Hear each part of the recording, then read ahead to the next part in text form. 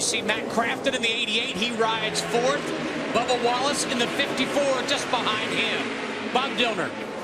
Bubba Wallace fifth in points and fifth on the racetrack, as you alluded to, Steve Burns. And he had been running the bottom group earlier on in the race, but his crew chief, Jerry Baxter, gave him a suggestion. He said, your teammate, your boss, Kyle Busch, was running the outside and running fast. Let's try that when you're single file. Well, here's what he thought of it during the competition caution. About a one tight when I moved up there, so a little bit better up top.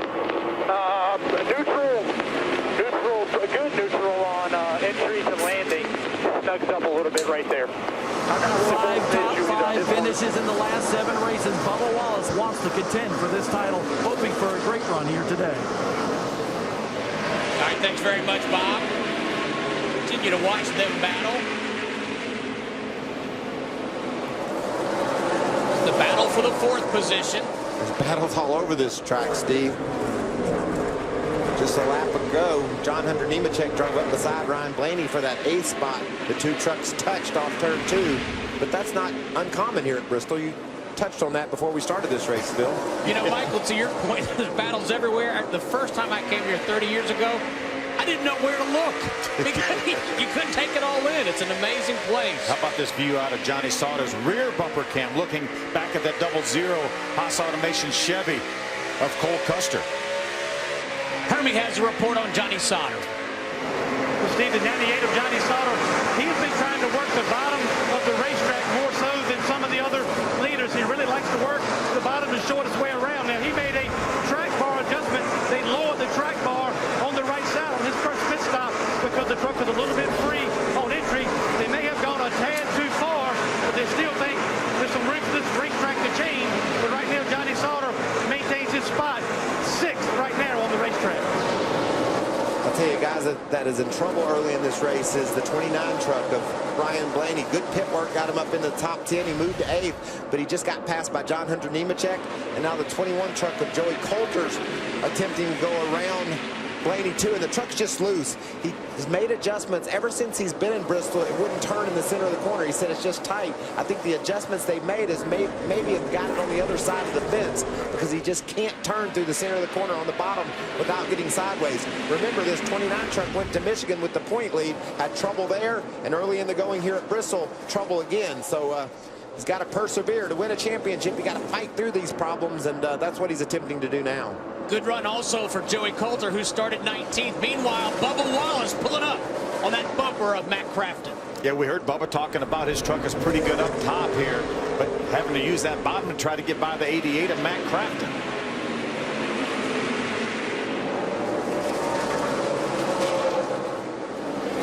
Kyle Busch in that 51 by TJ Bell in the 50. You'd have to say the 51 and the 19 are pretty well evenly matched, huh? Looked like Kyle was able to hold off Brad as he's doing now, but Brad was able to hold off Kyle. I think in the longer run, though, Phil, I like the 51 truck. That Dollar General Toyota seems to have the handling that it's going to need to be able to sustain that lead late in the race. Remember, Brad was able to use some lap trucks to get that lead away early on. 80 laps complete here at Bristol. That man, Kyle Busch, is your leader. But we actually do some of our best work here, inside the classroom, by providing better school supplies, supporting local teachers, and even offering medical care for kids across NASCAR communities. We're setting kids up for a better future, and it wouldn't be possible without fans like you. Learn how you can impact a child's education today. The spotters atop the Bristol Motor Speedway getting a workout as Kyle Busch and Brad Keselowski negotiate lap traffic. Yeah, those trucks were all on the lead lap, trying to stay on the lead lap. They've been able to put most of them down. There's a 25 Justin Boston, Brandon Jones, who got in the wall a little bit early without a lot of damage in that 33 truck. He now is a lap down as well. 17 trucks remain on the lead lap at lap 90 of 200. There, the battle again. Bubba Wallace and Matt Crafton. I think Bubba's going to prevail right here. He got a good run up off that corner that allowed him to get by the 88 of Matt Crafton. That the battle for 4th position. The 31 truck of Ben Kennedy, who's already a lap down, is right in front of Bubba. Ben's running a middle to high. Bubba's going to move by on the inside. Yeah, hearing earlier that Ben Kennedy having issues with his brakes. Yeah, that's not good at Bristol. You know, you don't use a whole lot of brakes here, but it certainly helps you drive this racetrack. If you can just lean on them a little bit, getting in the corner and sort of set your nose, it helps you throughout the whole turn. And we've seen Ben struggling since the race started. Nice move by Bubba, and heavy traffic right there. Split those two trucks, the 10 of Jennifer Jo Cobb, the 80 of Jody Knowles. Opened up about a 6 truck length gap over Matt Crafton. Hermie on Matt Crafton. Steve, the longer he runs in this run, the truck is getting too loose on entry. More importantly, too loose under acceleration off the corners. They're anxious to get that 88 back on pit road and find some more forward grip, Bob. How about the 92 of Corey LaJoie, 22 years old. He's the son of two-time Busch Series champion Randy LaJoie, running in 12th right now. That truck's just way too tight for him. But I had a great conversation with him. The LaJoies have never been known to mince words. He said, he qualified 21st. He said, we don't have a good qualifying truck. We don't have the capability of qualifying well. But that truck was very good in race runs yesterday, and he is proving it here today. He told me yesterday that his team is capable, certainly, of a top 10 run at Bristol, making his second start in the Debbie Road Truck Series this year. Well, it's fun also, Bob, to see his words come true. He said it'll handle good in the longer run, and we've seen him really cut up through the field. He's currently in the 12th spot, like Bob said, but the leader is just a couple of trucks back. So Corey LaJoie will need to keep picking them off if he wants to stay on the lead lap. The next guy ahead of him last week went into the race leading the points, Ryan Blaney. He's in trouble too. From the rear bumper of Johnny Sauter, looking back at the 00 of 16-year-old Cole Custer, who started on the front row alongside the KB show. Yeah, Cole showed a lot of patience this race. He said he wanted to log some laps, be there at the end, and he's doing a nice job of that. We're halfway here at Bristol Motor Speedway. The UNOH 200 presented by Zloop. Our teenagers are falling off the lead lap quite quickly here. That truck, the 00 of Cole Custer, still hanging in there, but and John Hunter Nemechek, but we just watched Ben Rhodes and Greg Galding go a lap down. There's our leader, Kyle Busch, down into turn 3. You can see Brad Keselowski caught in traffic. Oh, how did he get a squeeze in there? Your middle, Harry, your middle. He's not, is the answer to that question. Exactly. See, John West Townley, too. Strong run for John West. He was able to hang on to the lead lap. Currently in 15th spot. Greg Galding, the 20, moves down to the bottom to give the outside line to the second place running Brad Keselowski.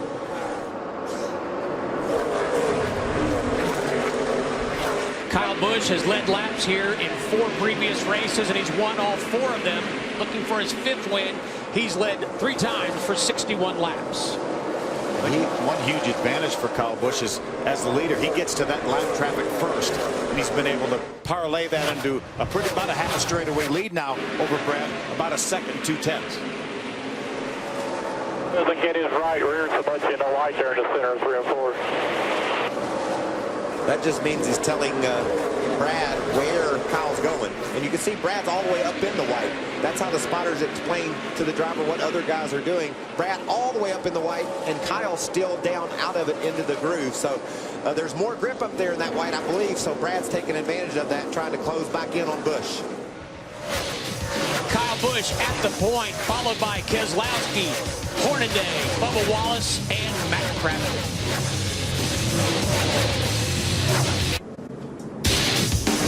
Under caution for the 3rd time this morning. Jody Knowles in the number 80 truck. His engine expires. Yeah, put some fluid down on the racetrack. You see him right in front of Greg Galding.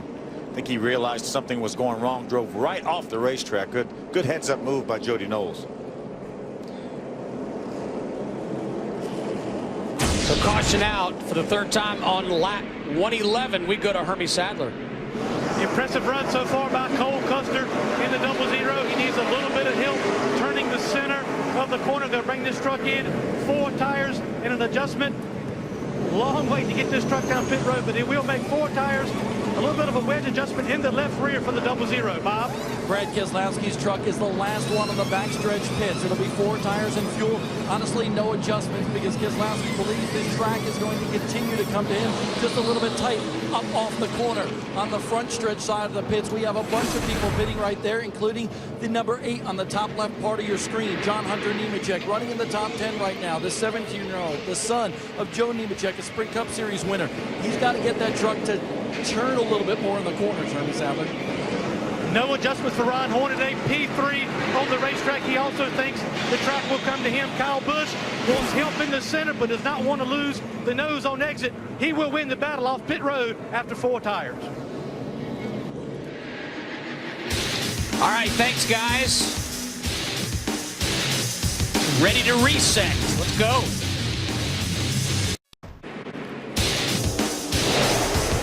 Back at the Bristol Motor Speedway, the UNOH 200 at Bristol, presented by Sloop. We've had 3 caution periods. Got Kyle Busch and Brad Keselowski leading this race, and Corey LaJoie got the free pass under that last caution and has returned to the lead lap. We had 3 waiver rounds too. Ben Rhodes, Brandon Jones, and Jeb Burton now back on the lead lap. 15 trucks on the lead lap, and we are back underway at Bristol. Not a great start by Custer. You can see Hornaday jump in that spot. Take it away from Cole Custer. Cole Custer just got 2 tires. It'll be interesting to see how this plays out. He gained some track position. He's running in 7th, now up inside the top 5. We've seen a tremendous battle up front between the veterans Kyle Busch and Keselowski. Keselowski trying to win in the trucks for the first time. Remember, this is the best opportunity to make that bottom work here. Fresh tires right after a restart. What about the respect between these two? They're racing each other very hard, but they've yet to bump. That could be because there's 80 to go. You get them down to about 20 to go. Brad Keselowski looking to win his first truck race at Bristol. Could be the old bump and run coming. The view from Kyle Busch's truck. What about Ron Hornaday? He's right in the picture. Certainly is. You can never count that young driver out, Ron Hornaday. Didn't we say grizzled veteran? Yes. What about Hornaday? The adjustments, you know, that's 2 adjustments. These drivers have had a chance to talk to their crew chiefs, explain to them exactly what their trucks are doing, and then the crew chiefs work on them. So it looks like Hornaday's latest adjustment is spot on. He's able to keep pace with these 2 leaders. Let's listen to Ron Hornaday on his radio. Talking John over here about your carburetor. Did it go back to good, or do we need to do something here? Darn, I mean, why do I waste my time talking, dude? I told you, the fuel pressure's back to 9 pounds. 4 or 5 laps ago before the thing came out, it went back. Before it was peg flood now. Now it's back to 9, we're good. All right. Bristol has a tendency to frustrate you, too. I said it's fine. And, you know, it's really hard to talk. That was under caution, obviously, but you gather all your thoughts and hope for a chance at... Oh, Collins's too high. He was way high up and had all 4 tires up in the white part at the top of the racetrack, and Brad pounced on it. And here comes Hornaday to the bottom, a 2-time winner here at Bristol. It may take a lap or 2 for Kyle Busch's tires to get cleaned off there from being so high on the racetrack. I think they're okay now. Brad's going to find out that they're okay, too, because he'll return to his tailgate. It's interesting. We saw Brad up with 2 tires up in the white, and it looked like Kyle maybe was trying that line and just got too high. Because we know in the Cup race for sure. Let's take a look at what happened here. You see Kyle drives down in turn number 3, drives in high, gets all 4 tires up in the white. No grip up there yet, and Brad Keselowski just drives by. On board with Kyle Busch, and there goes Brad Keselowski right by him to the bottom. The view from Ron Hornaday's front bumper. Let's go to Hermie. Steve, Kyle Busch has been quiet since he slipped up the racetrack and gave up the lead to Brad Keselowski. But very interesting what he said as he was coming down pit road on this last caution. He said, I think the 19 is pretty good. It can run with us for about 20 laps, and I think we're the better truck. That will have to be the case if, in fact, he's going to run him back down and pass him back for the lead, Bob. That's pretty interesting, Hermie, because Brad Keselowski thought both trucks were pretty equal. Keselowski saying he was just a little bit tight, but honestly, he told his crew chief, Doug Randolph, I have saved some stuff for the latter part of the race in this truck. So he believes that he's got just a little bit better truck on the long run, but both are pretty equal. And guys, both of those drivers and teams are so good. That could have been the pass for the win right there. And they don't make very many mistakes between those two drivers. That may have been one mistake that could cost them the race. That's how tough truck racing is. You make one little slip and you give a guy like Brad Keselowski a gift like Kyle did there by getting out of the groove. He